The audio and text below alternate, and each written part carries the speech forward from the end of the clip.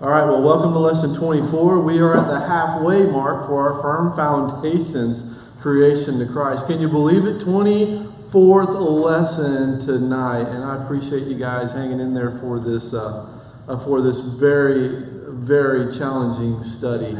And I won't share the name, but we actually have another church that is that listened to this video, and they're actually getting ready to start firm foundations in their church as well. And so our prayer is that that as people hear this very foundational teaching, that they will go out and that they will teach their folks, because as we see and as we encounter throughout the folks that we come in contact with, is there's just a lack of basic biblical knowledge.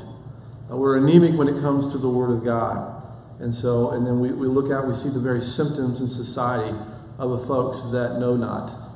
So, well, tonight we're going to be talking about firm foundations and where God gave the 10 Commandments to the people of Israel. And before we get started, let's just ask a couple questions to kind of refresh ourselves where we left off last week. And so, what do you learn about God through the fulfillment of His promise to bring Moses and the freed Israelites back to Sinai? What do we learn about that? He's faithful. He's also dependable, isn't He? Because remember, He said what He was going to do, and now He's doing it. And so He is dependable, He is trustworthy, and He always keeps His word. So what was the agreement God made with the Israelites? Do you remember? Right? To bless them, right? And you said, what was that? Right, to bless them if they obeyed Him perfectly. That was one that we talked about. And then we see that He is going to bring about some promises and bring them to fruition here. And so what was the attitude of the Israelites when they promised to obey God completely? What was their attitude? Yes, let's do it. Yeah, they said, let's do it, right? Now, in light of their history, we've already talked about. And so what we see is that they were self-confident. They were thinking they were capable of meeting God's requirements. Now, this is a very important point, okay? Because remember, God says, if you do this, then I'll bless you. Now, remember all the disobedience up to this point, okay? And they said, oh, Lord, yes, we'll do whatever you tell us to do. It was a little bit self-confident on their part, since they already had a bad track record.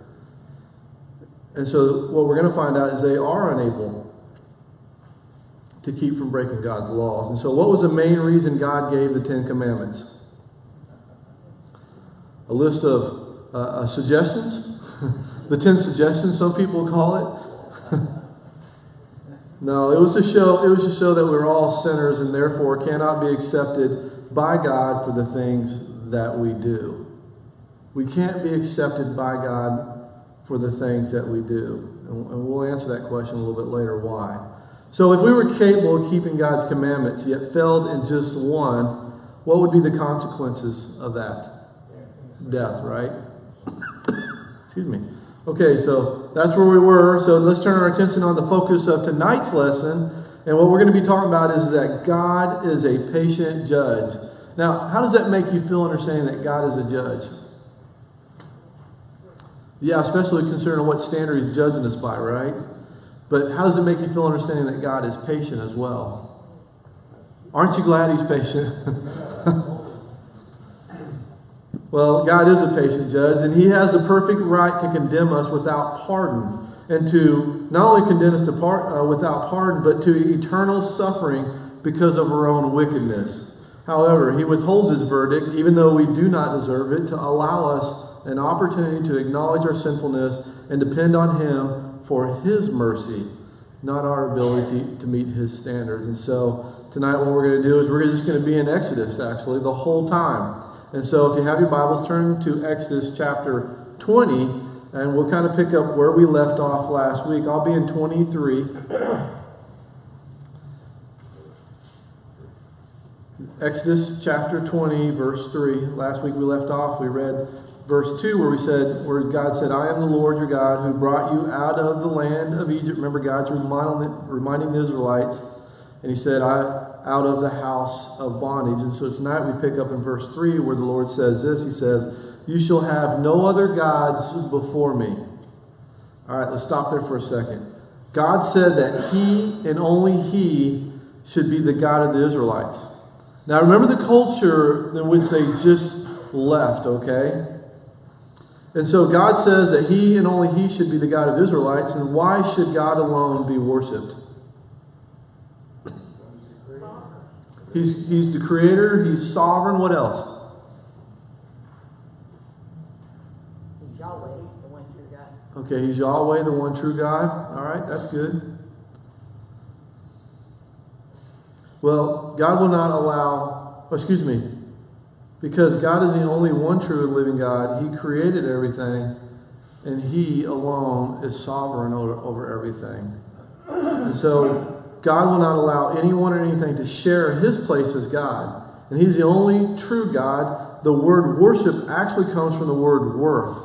I know you guys already knew that. But only God is worthy of adoration and complete allegiance. Only God.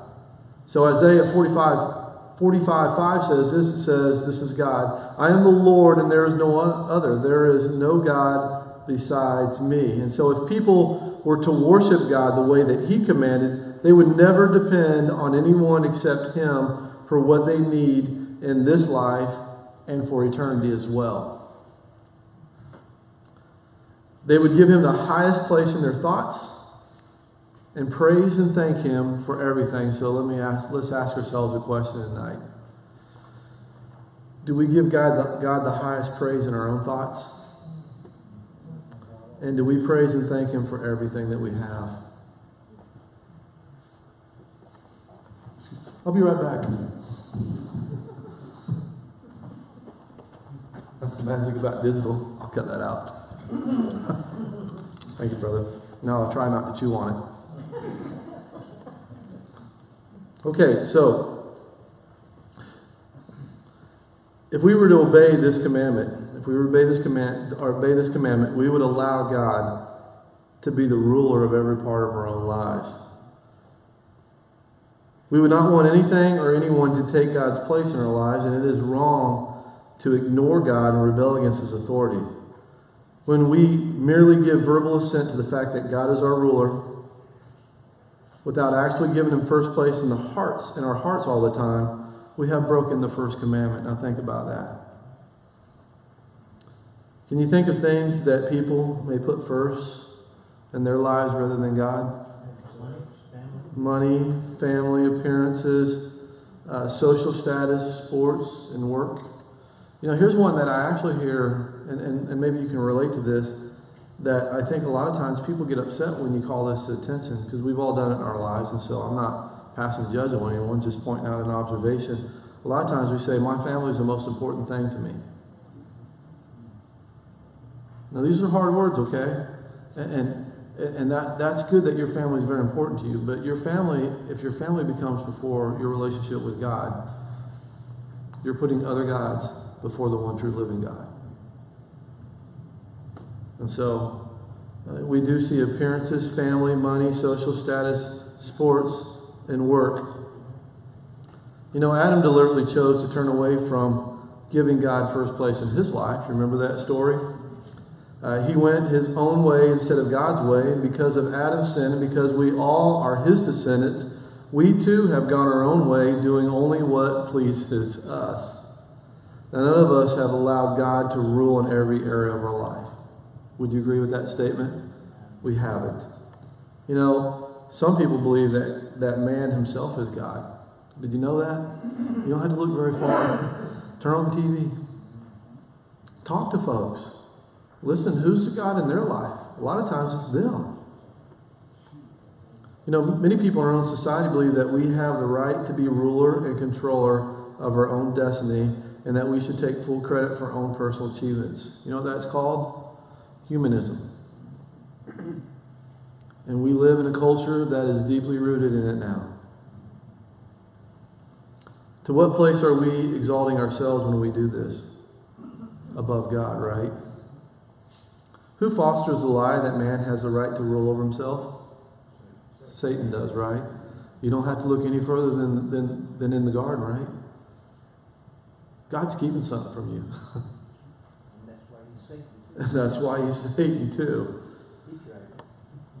You know, to agree that God is truly God means to listen to, obey, exalt, and worship Him and Him alone. And not just a few of the situations of our life, but in every situation. Isn't that hard for us? You know what? I would venture to say it's impossible for us in our fallen nature to completely submit ourselves to the authority of God. However, that's exactly what He expects of us. And anything short of that falls short of God's glory.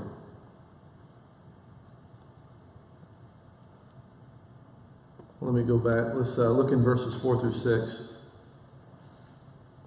You shall not make for yourselves a carved image, any likeness of anything that is in heaven above, or that is in the earth beneath, or that is in the water under the earth.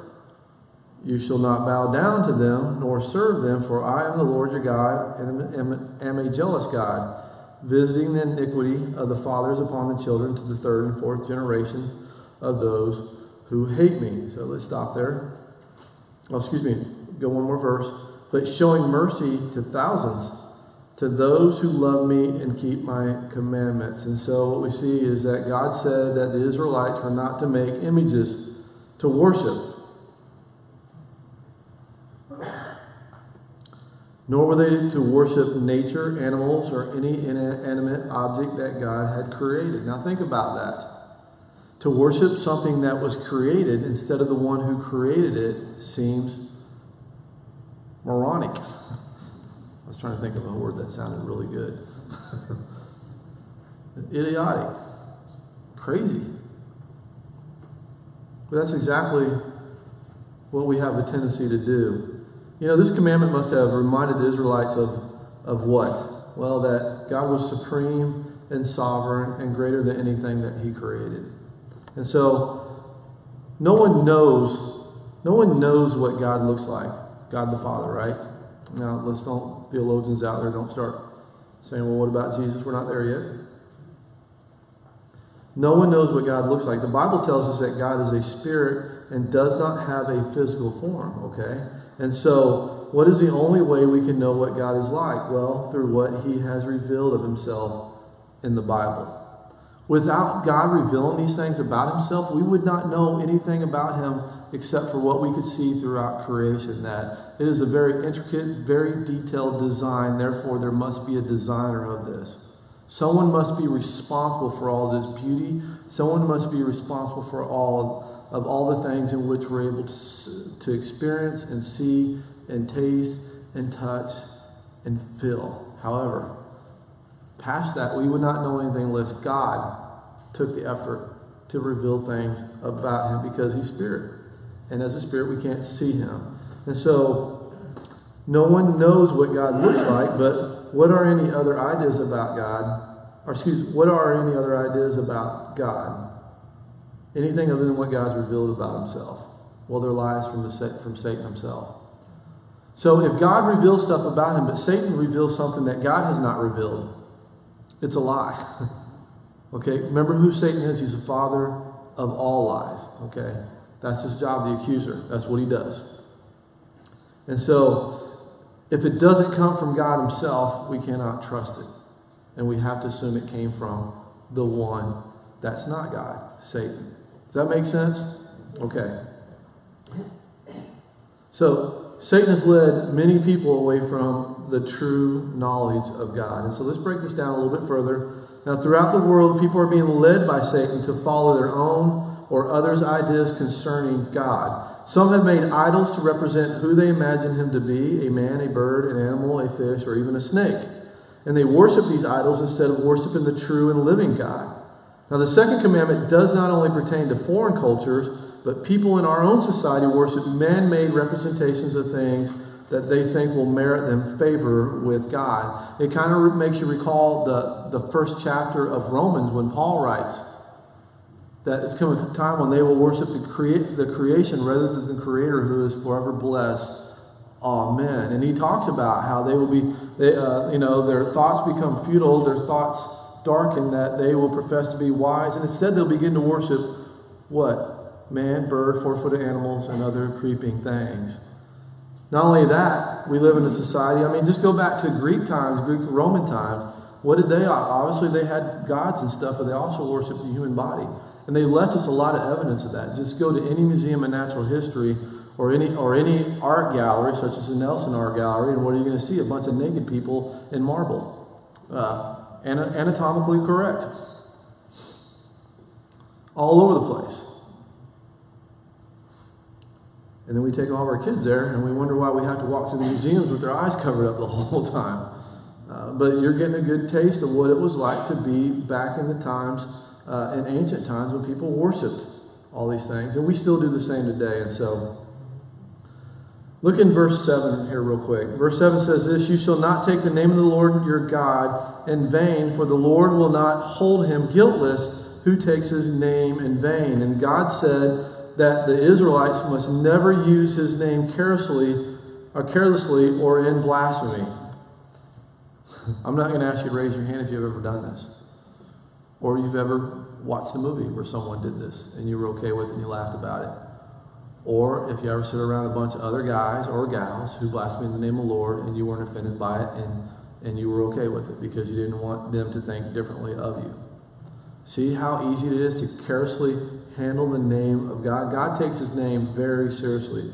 As a matter of fact, he commanded them to honor him, remembering that he had created them and was their rightful ruler. Everyone should respect God, realizing that he has the power to take our lives and send us into everlasting punishment. And respect is very important to the Lord.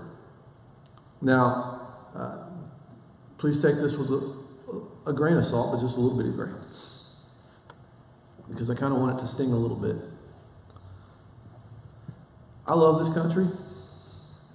I served to protect this country for over 30 years.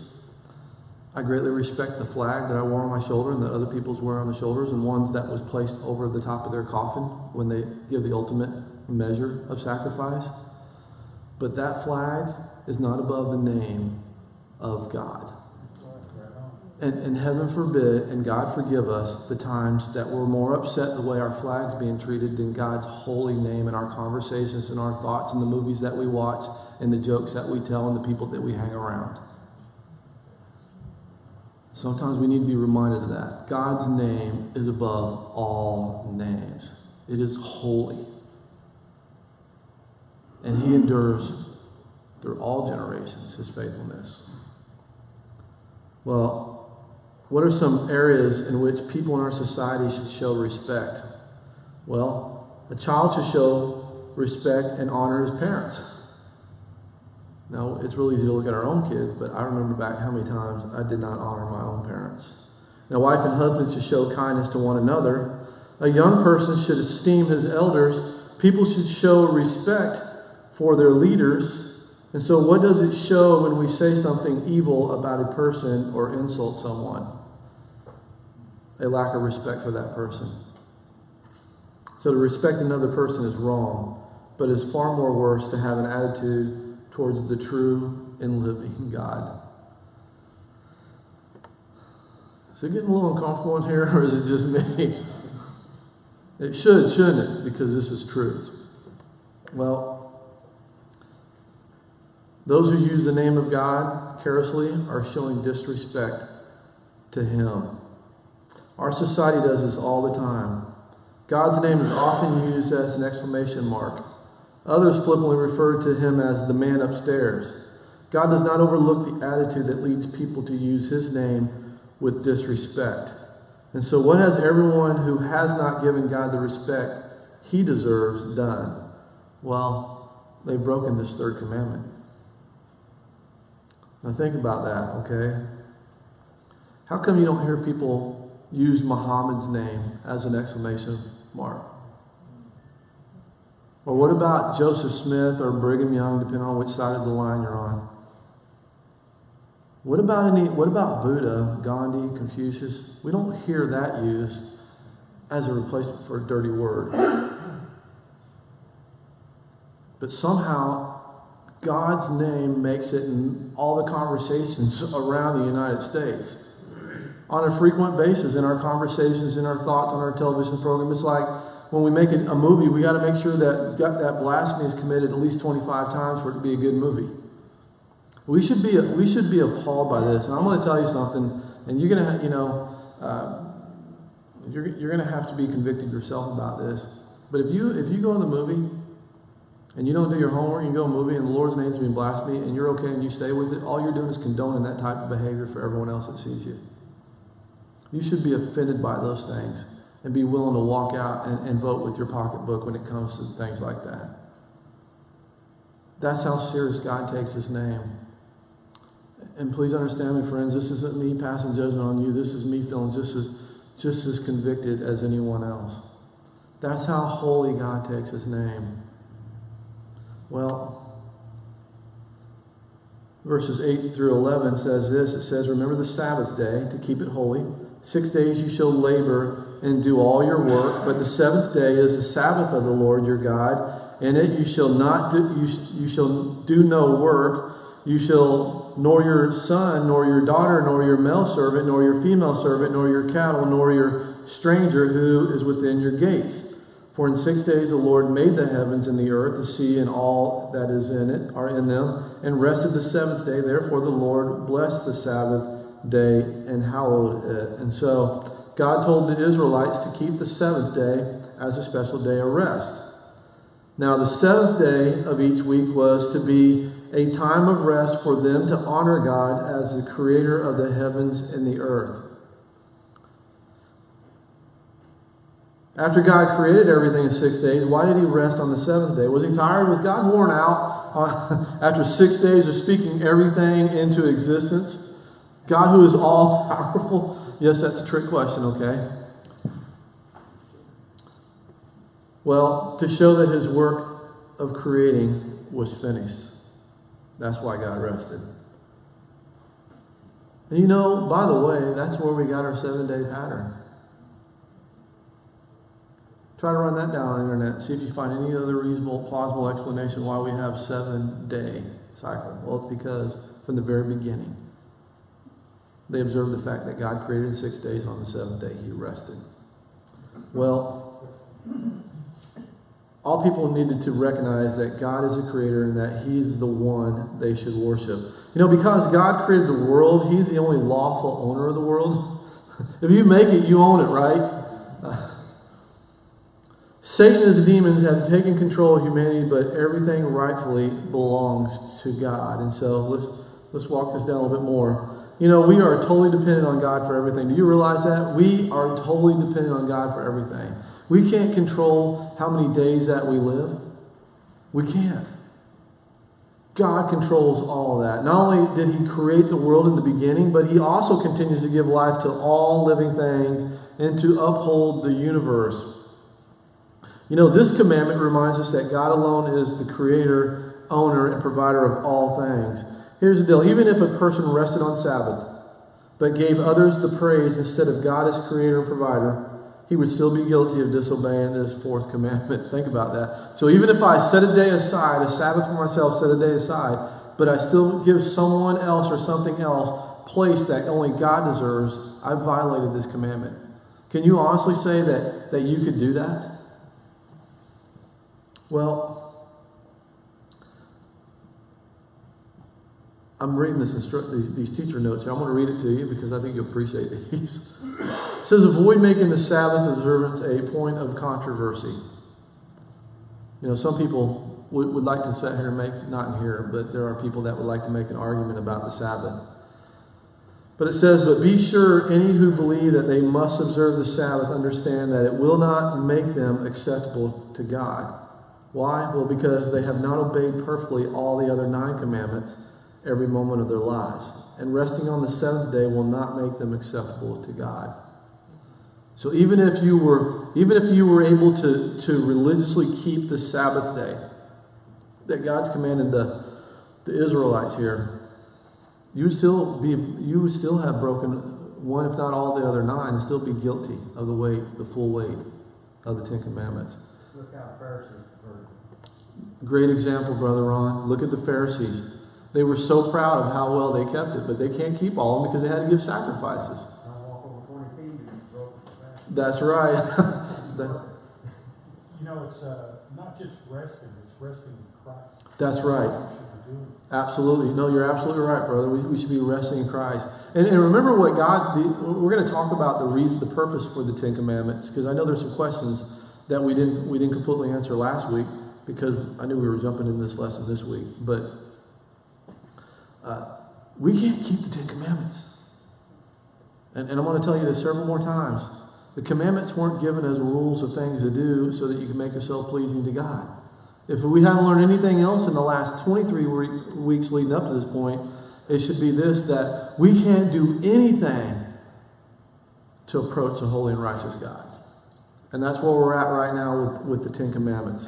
So, verse 12. Honor your father and your mother, that your days may be long upon the land which the Lord your God is giving you. You know, God said that children should respect and obey their parents. How many times you told your kids that? Have you not read the Bible? You're supposed to respect and obey. Don't ask why, just do it. So what things do children do that show that they have failed to honor the parents? What are some things that children do? Well, okay, here's one for you.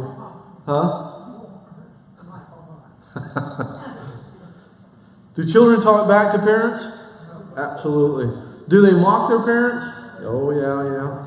Do they criticize their parents? Yep. They refuse correction? Absolutely. They do not help or comfort their parents when they're old.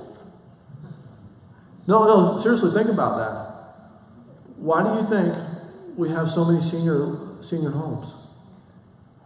If we were really doing what we're supposed to be doing, now I understand there's extenuating circumstances, okay? So please, but I'm talking about if we go back to the way, if we were actually raising people up in the admonition of the Lord and doing the things that God had commanded us to do from the very beginning, we would be taking care of our parents in their older ages. And I know a lot of people do that very faithfully, and it is truly a ministry for a daughter to be with her ailing parents that are dealing with dementia and Alzheimer's and all these other things. But if you look across the board in the culture today and society in America, that you see that people are quicker to drop their parents off at a senior home and to come visit them than to have their lives interrupted and make room for them in their own house and take care of them the way that they deserve to be taken care of. That's what I'm saying.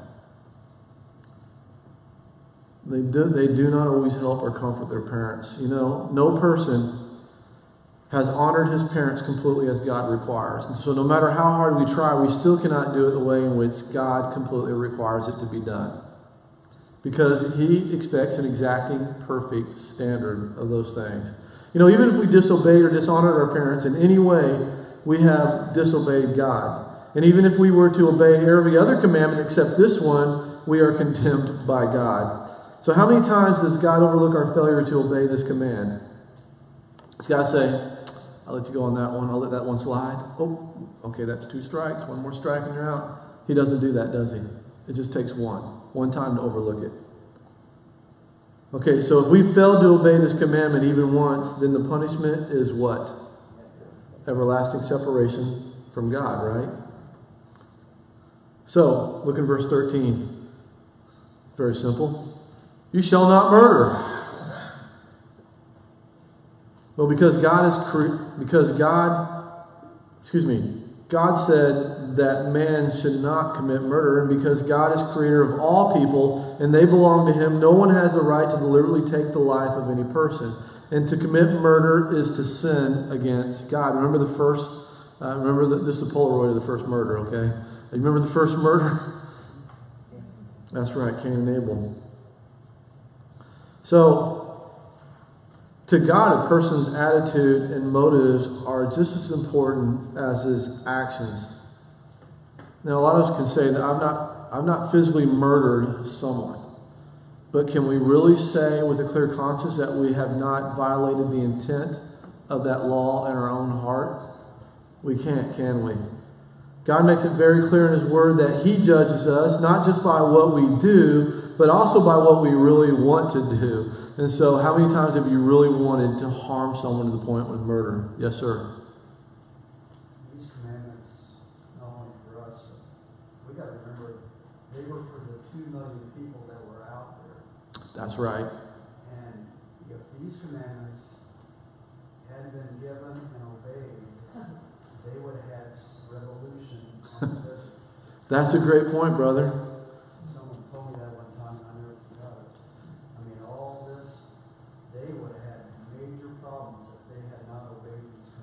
Yeah, that's a great point, Ron. Could you imagine, remember how many millions of Jews that are wandering around the wilderness? And to have no standard operating procedure, if you will, no set of guidelines and rules in which to govern their behavior. They just left 400 years of captivity in the pagan nation with taskmasters. It would absolutely be anarchy, wouldn't it? And so there are a lot of reasons why God did this. You know, how can God know what we want to do? How does God know what we want to do? How does He know that in your mind that you have thought to harm another person? He's all-knowing, right? He knows the motives of everyone's heart, and He says that if a person hates someone, he has already committed murder in his heart. And if a person wants to kill someone, God regards that desire to kill as actual murder. I've killed a lot of people in traffic, just so you know. I killed them with my thoughts. No, seriously, I have. This is like a bunch of criminals sitting around laughing at all the things that we did. We're still guilty of it. And you can name people in your own lives and relationships that you've had that you've done the same. God considers that as if we have already committed murder. Now, a person might think, I've never murdered anyone. However, what has a person done if he has ever hated someone or wished that someone were dead? Well, he has committed murder, and he has broken God's 6th commandment. So, verse 14 says this. It says, you shall not commit adultery. God said that no one should have sex except with one's own wife or husband. And after God created Adam, He created Eve and gave her to Adam to be his wife. And because they were husband and wife, God no longer viewed them as two independent people, but as one. A husband and wife belong to one another, and they must only have sex with each other. Now, the Bible tells us that adultery and any other kind of sexual sin can be committed in the mind. Now, God said that if we look at anyone other than our own husband or wife and desire to have any type of sexual relation with that person, then we have already broken the 7th commandment. People may be able to hide their infidelity, especially adulterous thoughts, from others. But why can't they hide this sin from God? He's all-knowing, right? Because He is everywhere and is aware of everything we think and do, and He knows when we have broken this commandment. This should be very humbling. Now, the punishment for sexual sin, like every other sin, is what? Yeah, everlasting separation from God, right? How many violations? Just one. That's all it takes. Then we're guilty of the full weight of all of the law. So, look at verse 15. You shall not steal. You might be saying, this is an easy one. I'm pretty clean on this one. Well, God is the one who gives each person the right to own property. Think about that. It's not the government. It's not man. God's the one who gives each person the right to own property. And taking something that belongs to someone else is a sin against God Himself. A person might steal something and be quite pleased because he thinks no one has seen him and therefore concludes that no one knows anything about what he did. However, he didn't escape the all-seeing one. God will hold him accountable for breaking this commandment even if no one else ever knows about it. So think about all those things, even with your kid, that you might thought that you got away with until now, and no one knows. Well, God knows. And so sometimes when a thief is caught, the authorities make him return what he stole or pay compensation, right? And you take that back. And sometimes the police now with juveniles will put them in their car, throw the bike on the back and take it back and say, you're going to take it back to the person you took it from, you're going to tell them that you did it, and you're going to apologize to them. Well, why would it be insufficient payment to God if a thief returned what he stole or paid compensation? Why would it be insufficient payment? Against you and your own way of life. Because it's not the person. And because the full payment for sin has not been made. Now think about that for a minute. That's a very important point. You know, in our human rationale, take it back, make amends for it, and it'll wipe out the harm that you did initially. All good, no harm, no foul. It's not the same with God.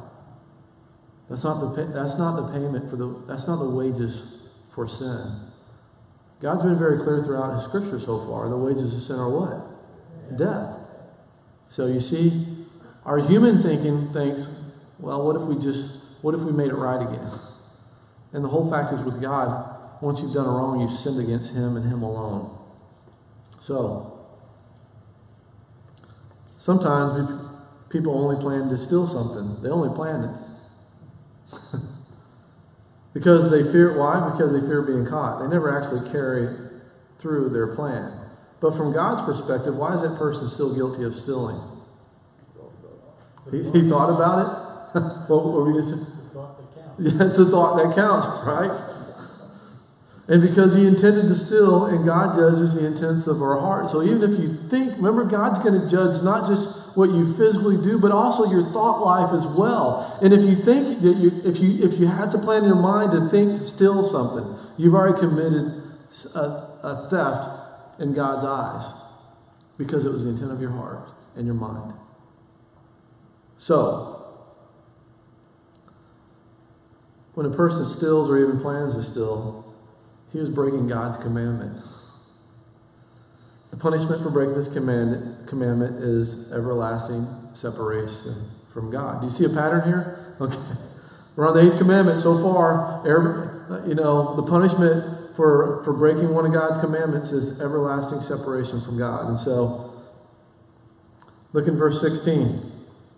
You shall not bear false witness against your neighbor. And so God said that the Israelites should always tell the truth.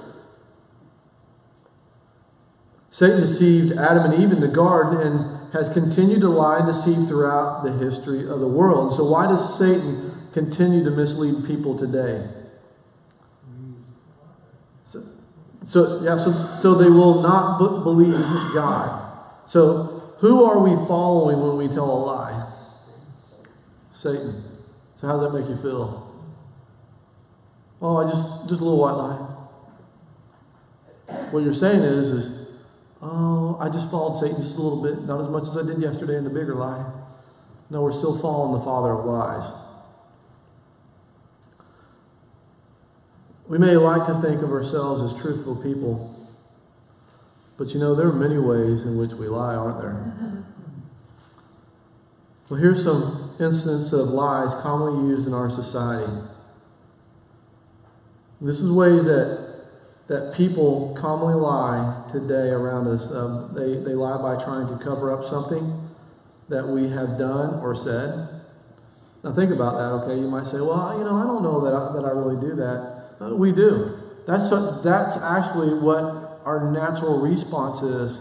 That unredeemed part of our nature is we're inclined to immediately cover up something. That's a lie. Not only this, but by exaggerating.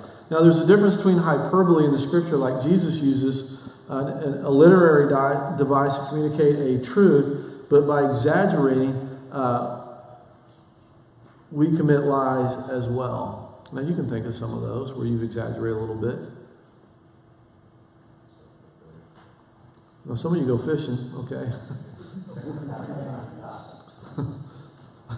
That big, right, Rick? It's not true, is it? Well, it might be. Some of you are really good fishermen. But we also do that by cheating on a test as well, right? Come on, every one of us have been tempted to look over someone's shoulder in front of us or beside us. Yes, ma'am. I gotta tell you something.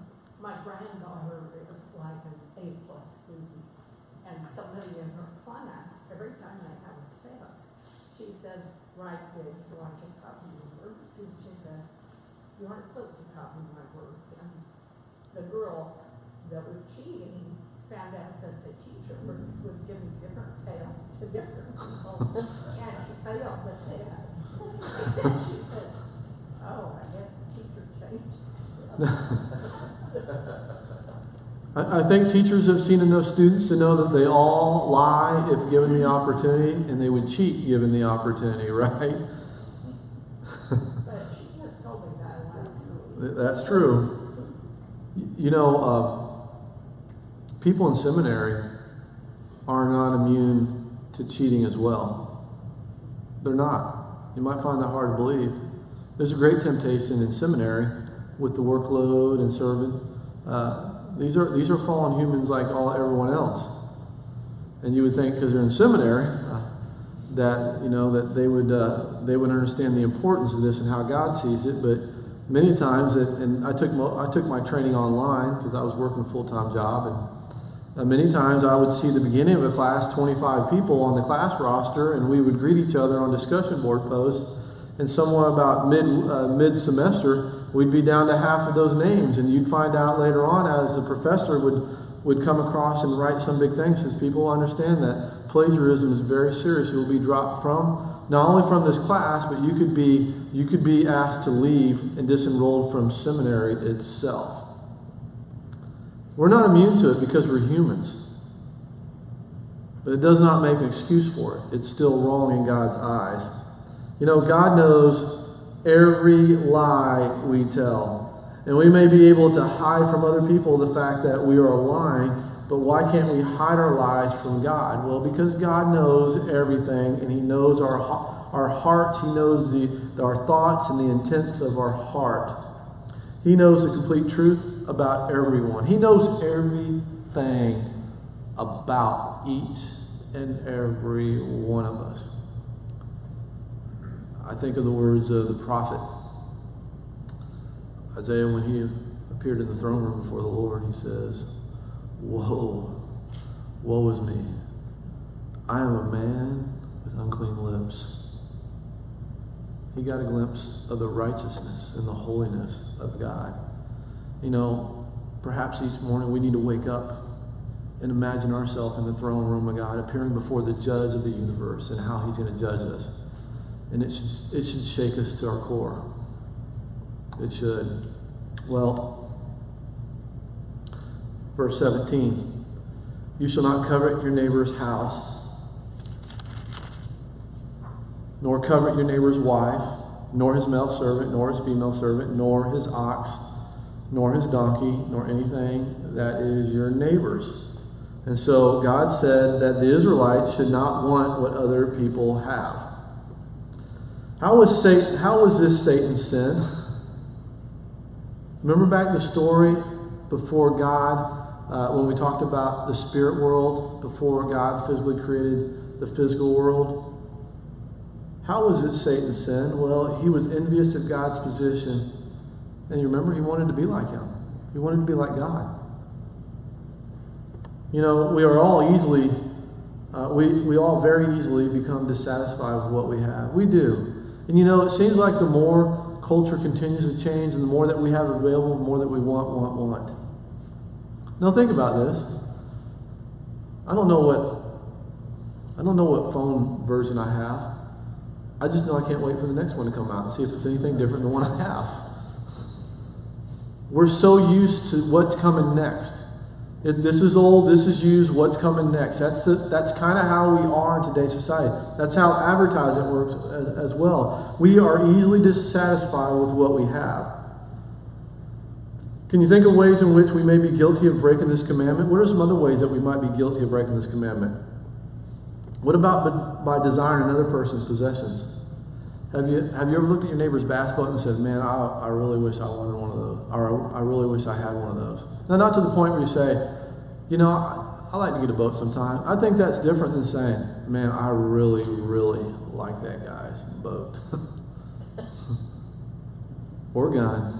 Or justification. Or what? It's called justification. Justification. How many times have I said it must be nice? That's right. How many times have we said it must be nice? Or what about by desiring another person's position or status? Have you ever said, "I sure wish I was the boss"? Okay. As you get wiser and older, You're like, you can have that. I remember my contractor job. I'd been there for quite a while, and so I was supervising the instructor staff, and a lot of guys would get hired from the military, and they'd come, and you'd hear them say, "I wish I had your job," and I'm like, "No, you don't. I had to deal with a bunch of you." Seriously, but I can remember being in that position too, saying, "Man, one day, just one day, if I could just have that job there." Well, every day we're faced with advertising as well, which pressures us to want more, buy more, and be more. And although coveting is the norm in our society, what do you think God considers it? Sin. God knows what our hearts truly desire. Now think about this, okay? We may be able to hide our covetousness from others, but we can't hide it from God. And if we have broken this 10th commandment, even once, we have broken God's law and deserve His punishment, which is what? Everlasting separation from Him. Well, God's standard is the same for all people, no matter who they are. You can't say, "I grew up in a Muslim home. I grew up in a Buddhist home. I grew up in an atheist home. Or I grew up as Jehovah's Witness or Mormon, you name it. I grew up, that's my excuse." God's standard is the same for all people, no matter who they are. So why did God give the 10 Commandments to the Israelites? Did he say, "Here's 10 things, if you do these, we'll be cool with each other"? He didn't, did he? That's not why he gave them. He gave them to prove that they were sinners. Remember that mirror we talked about last week? The 10 Commandments were a mirror, so people get a chance to see their reflection of how God really sees them, not how they think they appear. Jason, that statement that God's standard is the same for all people, does that hold true for pastors also? Absolutely, brother. Absolutely. No, that's a good question. No, I mean, not in the good sense, but in the bad sense, teaching wrong from right. Absolutely. No, absolutely. No, you're right. That standard applies across the board for every image bearer of God. Regardless of position, God's no respecter of persons.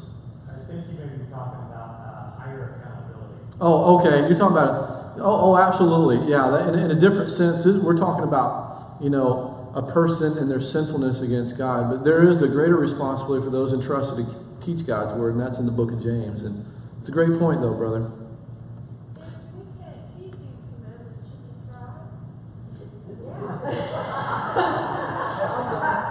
No, hold on. No, that is, but no, sir, that's actually a really good question.